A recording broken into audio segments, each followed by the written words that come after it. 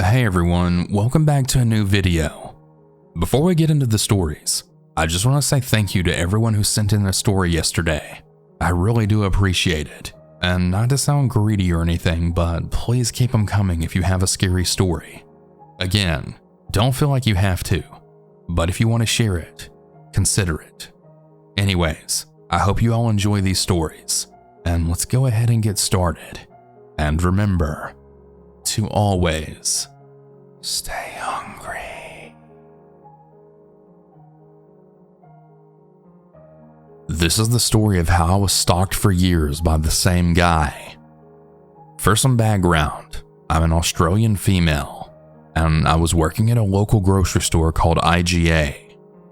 I was 16 years old at the time, and it was my first job. For reference, even though I was 16, I didn't look like your average 16-year-old. I wasn't a petite girl. I was 5'6", and I weighed around 165 pounds, with most of it on my hips and butt. And I was also very blessed in the chest region. I had a very young face, and still do, but everywhere else looked grown. One day on what seemed to be a normal 12 p.m. to 7 p.m. shift working the register, the automatic doors opened, and in walked this guy. For this story, my name will be Sarah, and I'll call him Chris. Now, Chris was about 5'5", had curly hair, and was extremely obese and missing a front tooth. Now, the city I live in is very humid, so you sweat a lot. Thankfully, I spend most of my days in the aircon, but as Chris walked inside, he had used his debit card to swipe the sweat from his forehead and then flick it off and winked at me. I shuddered. I was working on a main register. This is where people with 15 items or more usually go to. I continued to serve the long line of customers, and I noticed that Chris is queued up at my register. He had only had 3 cartons of Coke in his trolley, and he could have easily gone to the express counter. The ladies at Express called him over several times to go through them, but he ignores them completely, and he still keeps a firm gaze on me. I can feel his stare, and my body feels violated. It's his turn to be served, and with my best customer service voice, I say, "Hi, how are you today?" And he then replies back with, "Well, I'm doing better now that I'm seeing you. My name's Chris. What's your name?" And sarcastically, I look down and I point at my name badge, which was stupid because now he then gazes at my boobs and then laughs and says, "I want to hear you say it though. What is your name?" I irritatingly say, "My name's Sarah," to which he then says back, "How old are you, Sarah?" "I'm 28. I then reply back with, "Well, I'm too young for you. I'm only 16. To which he then responds back with, "You don't look 16. Let me take you out on a date. I'll treat you right." I then immediately shut him down and I tell him to have a good day. As he's walking out the door, he then just looks back and smiles the most off-putting smile that I've ever seen in my life and then says, "I'll be back later for you." And as you can imagine, I get a chill down my spine. Now, I've always been very observant and take details when something feels off. So I watch as Chris leaves and then hops in a white beat-up vehicle and then take note of it just in case he does come back. Hours pass and I forget all about Chris for the time and his serial killer / stalker vibes, and my shift then ends without a problem. I only lived about 400 kilometers away from work, which is a little over 2 to 3 minutes to walk home in case you're wondering. 4 minutes if I was tired. But because I worked in a shopping complex, I was mainly walking past other shops. There was a McDonald's, a bowling alley, and a few others, so it was very well lit, and I never really had an issue before. I grab a few items for my grandma, and I walk out the doors. As I walk into the car park, I notice the same white beat-up vehicle parked, and the headlights then turn on instantly. I feel my heart drop into my stomach, and I get this really off-putting feeling. Questions start racing in my mind. How long has he been waiting for me? He came in at 1:30 p.m. and it's 7 p.m. now. He didn't even know when I was finishing, did he? Am I gonna get kidnapped? Am I gonna die? What the hell's wrong with this guy? I chalk it up to childhood trauma or way too many SVU episodes. But I mean, come on, how would you react? I stop dead in my tracks and I pretend like I'm looking for something in my bag, but I'm really just stalling to think of what I can do. I gather myself and I go to the back of the store, calling my brother to meet me halfway. My brother then says, "I'm leaving home now. Wait 1 minute and then start walking." It felt like those 60 seconds took forever, but I just wanted to get home. A minute passes, I give myself a little pep talk, and I walk out into the car park, and I run through a path between the shops where Chris couldn't follow, and I continue between the shops until I see my brother.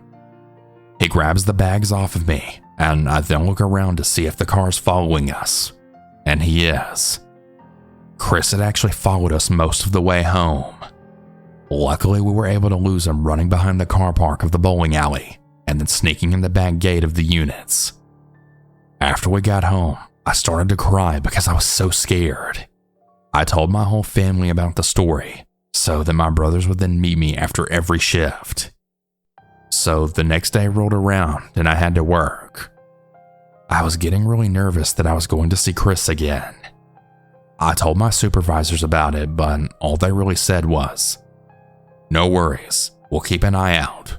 And if it escalates anymore, we'll ban him from the store." I go about my shift like normal, and halfway through, here comes Chris walking in the doors with the same look on his face. He then says, "Oh, was that your boyfriend with you last night?" And I just say, "No, that was my brother." To which he then replies back with, "Oh, good, so I still have a chance to get you." And I then told him, "No, you don't. Just because I'm single doesn't mean I'm looking. Girls like you are always looking. Don't worry, I'm gonna get you." I just ignore him after that, and he gets annoyed. He turns to walk away, then saying to me, "I'm gonna wait outside again to watch you while you walk home, just to protect you from creeps." And I can feel so much fear rise in me. I tell my supervisors about it, and they said that they're going to watch out for him tonight. He actually continued this whole routine for a week. He would come in the store, stare at me, and then say some stupid one-liner on how I was his, and he would wait for me in the car park until I finished my shift. I told my supervisors every time that he would come in, until it got so bad, as soon as I would see the white vehicle pull up, I would leave the register and then hide in the manager's office until he left. My supervisor finally called the cops and ended up getting him banned from the store.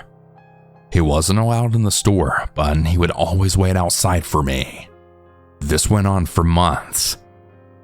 Now, I want to mention that he never did anything violent, but he would always be waiting there for me. Cops couldn't do anything because, he was just driving.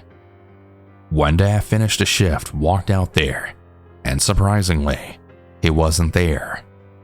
I got so much joy to see no white car, and thankfully, I never saw it again. I wish I could say though that this was the last time I ever saw Chris, but it's not. Fast forward 4 years, and we have to travel to another city 8 hours away for a funeral. In my culture, the ladies at any events, birthday, funeral, wedding, have to run the kitchen in whatever hall/space we've been hired to host the feasting in. So I'm in the kitchen area, and I see a familiar face appear in the doorway, and he then smiles and says, "Oh my God, you're here. I finally found you again." And I totally just die inside. The feeling of utter dread hits me all over once again. It's Chris, and he then says to me, "Oh my God, hi Sarah, I've really missed you." Thankfully for me, my uncle was there, and he then yelled at him and he told him to leave the function. I thank my uncle, and I continue my kitchen duties. I don't have another issue with Chris until another 4 years later, and I'm working at Woolworths, which is another grocery store. And on this day, I was on the express counter. Behind me is the display of flowers that the produce department put up. I then hear behind me, "Hi Sarah, I finally found you once again." And I turn to see Chris standing there holding up a bunch of flowers. He hands me the bunch of flowers, then says, "Now that I know where you are, I'm never letting you go again." And he proceeds to come into my express lane and then stand in my register. And I just freeze. My supervisor notices my scared look and then comes over to see if I'm okay. I'm frozen and I can hardly speak. She tells him to leave or she's gonna call the cops. Chris then replies with, "You don't understand. I've been looking for her everywhere for years. She keeps getting away from me, but I'm not gonna let her go this time." He then starts yelling and crying, all the while I'm frozen just standing there. He then starts screaming like a madman. "Why can't you just love me like I love you? Why don't you want me like I want you? You will be mine. You will be mine." I now have tears streaming down my face, and my supervisor's calling security and the cops, all the while Chris is yelling and screaming, telling me he's going to kill me and then kill himself, because if he can't have me, no one can. I couldn't move. I was frozen in fear. Then one of my male coworkers showed up and put his arms around me. I felt safe enough to finally move, and I get taken upstairs to the staff break room. The cops arrive, and they then inform me that Chris had been detained and put into the squad car. The cops wanted my side of the story, and I gave it to them, telling them everything that happened. I don't really know if anything else really ever came out of it, but I'm really grateful because I've never seen Chris again after that experience. I've also moved cities since all this happened. I'm now living very happily and safely with my now husband. I often think about how it could have gone so much worse, but thank God it didn't. The story happened a long time ago now. I was 16 in high school, and it was prom time, and I hung out with all of the nerdy/emo and alt groups. I'm an emo girl with blue hair myself, which will be important later. Every day, me and my friend would gather at the bus stop to chat, before then going on our buses then home. One day, my friend, who we'll refer to as Amy, brought her friend, who we will call Draven. See, Amy and Draven were a grade ahead of me, and they were very worried about talking about prom. I heard Draven complain about how he didn't have a date and that no girl would go with him. The whole feel bad for me manipulative behavior looking back on it now. So I perked up and I suggested he go with a friend instead of a girlfriend. His neck nearly broke how fast he turned his head to look at me. Without hesitation, he asked if I'd go with him. I, having a boyfriend already at the time, said yes, but I explained in great detail that it would just be as friends, and he agreed. So every day after that, he would hang and talk to me at the bus stop. Maybe a week of that goes by, and he then started asking me weird questions like, what was my original hair color, if I had any diseases or ailments that ran in my family, and the one that'll be very important later, if I had any social media. I didn't. I grew up very sheltered, and I told him this. As for the other questions, I just ignored them or laughed them off, assuming they were jokes. Again, looking back, they very obviously weren't. More time goes by, and I start to notice that he wasn't just meeting me or seeing me at the bus stop anymore, but outside the class my class was in. Then, when I started to distance myself from him, with prom coming nearer, I then realized that I didn't want to go with him anymore, as he was really creeping me out. Then it all came to a head. I was sitting with my friend in the quad, and I can suddenly feel eyes on me. My stomach literally twisted, and I looked up a few yards away on the second floor balcony, and there was Draven. He was just staring at me, all emotionless. I felt so sick and I started to have one of my guy friends walk me to my classes. But then during class, I had to get up and use the bathroom. The bathrooms were down a long hall and down some stairs. It was the furthest bathroom away from the classrooms in that area of the school. Anyway, I open the door, and before I can even step 2 feet inside, I then see Draven peeking out from a stall, confused. He looks at me and smiles. He tells me that he must have walked into the girls' room on accident, but I didn't believe him. The way he had his eyes looked over me, the way a smile grew over his face, I knew if I stayed, it wouldn't be good. I didn't say anything. I just ran out of the bathroom, up the stairs, then down the hall, barreling for my classroom. He didn't chase me. He didn't even call me. But it horrified me nonetheless. I shortly dropped out of school for other reasons that same year. Everything was pretty quiet until the first day of summer. My family and I were getting ready to go swimming, as I live near water. Then suddenly, we get a knock on the door. My brother answered it, and it was Draven with a hammer. He smiled, and he explained that he was doing odd jobs in the area, and that he just wanted to come by and see how I was doing. I panicked, and I told him sorry, but we're leaving. He doesn't say anything in return, just looked at me. My family and I basically just all push past him and go out to the car. He follows, and he just walks past down my driveway and down the sidewalk. I never saw or heard from him again after that. The one thing to this day that I don't know is how the hell he got my address. In any case, I thankfully moved out of that house shortly after.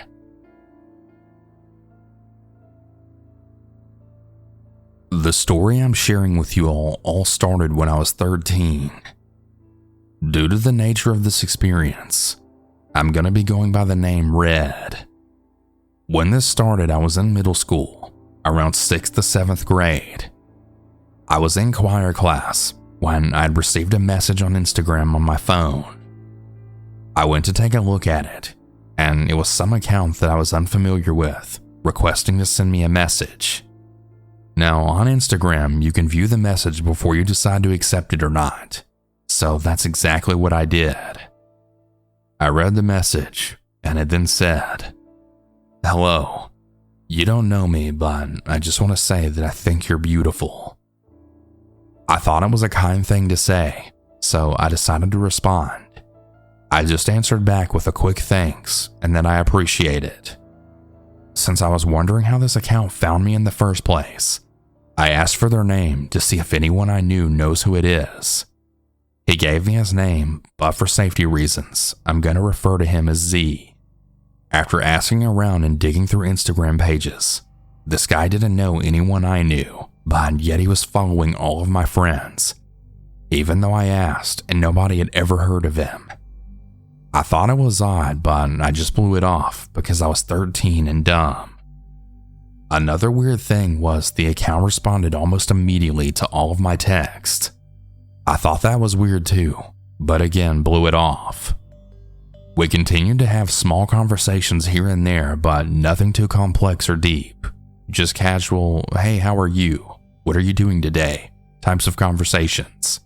But after a bit, I got annoyed with responding to this dude, and I stopped answering. This is where things kind of took a bad turn. After I didn't answer for a day, this account started to blow up my phone. I had loads of text messages and calls on Instagram, and the texts were really unsettling. He sent me multiple texts saying he's madly in love with me and how he has his whole life planned with me. Keep in mind, this guy didn't even know anything about me. All he was going off of was my Instagram account. But yet he continued to say how he loved me so much and how he's coming to see me. That's when my brain finally kicked in, and I decided to block the account and forget anything ever happened. But then he created another account, and he contacted me again on there. But this time he was mad and yelling, saying I'm his and I'll never get away from him. I responded back telling him to fuck off and leave me alone, and that I didn't want anything to do with him. After I sent that message, I blocked that account too, and I then made my Instagram completely private. Things were pretty quiet for a few weeks, until I then got a text message through my actual phone number. It was that damn guy again, and he was then texting me, apologizing for his behavior. He claimed that he sent me a dress to my house, and he proceeded to send me pictures of a red dress. I freaked the hell out because I had never gave this man my phone number, and I of course didn't give out my address.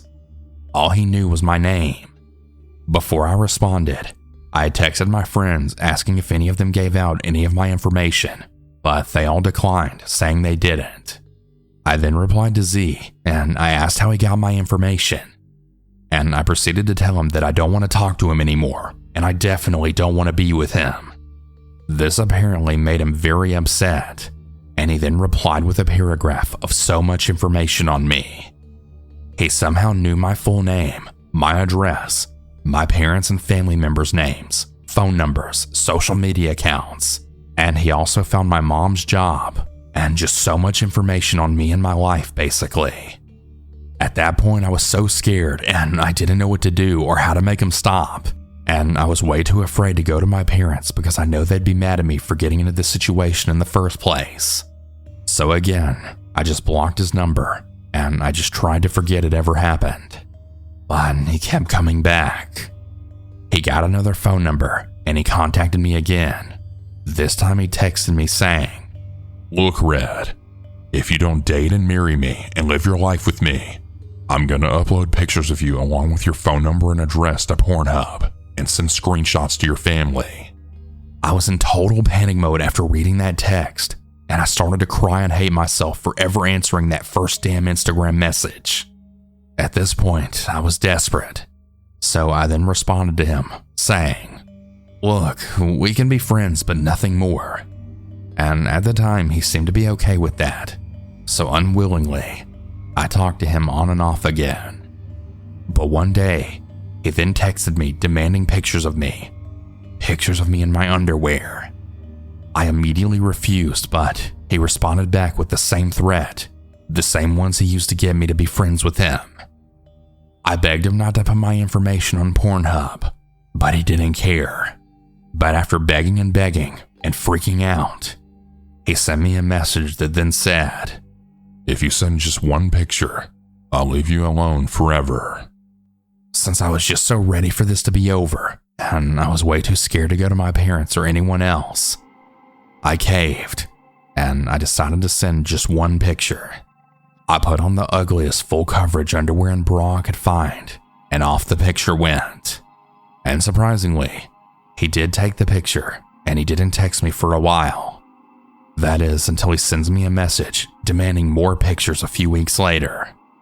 At this point, I was just done. I didn't even care what happened anymore. I told him no, and I told him I'm blocking him and changing my number. After a few minutes, he responded back with a screenshot that he took on his phone of him sending the picture I sent him to my mom and stepdad on Facebook. It showed that the picture was sent to them, and he left a nasty text attached to the picture. In pure panic mode, I looked for my mom and stepdad, and luckily, we were all in the house. My mom was in the shower, and miraculously, she had left her phone in the kitchen, and God must have really been on my side because my stepdad's phone was also in the kitchen, and he was outside working on his car.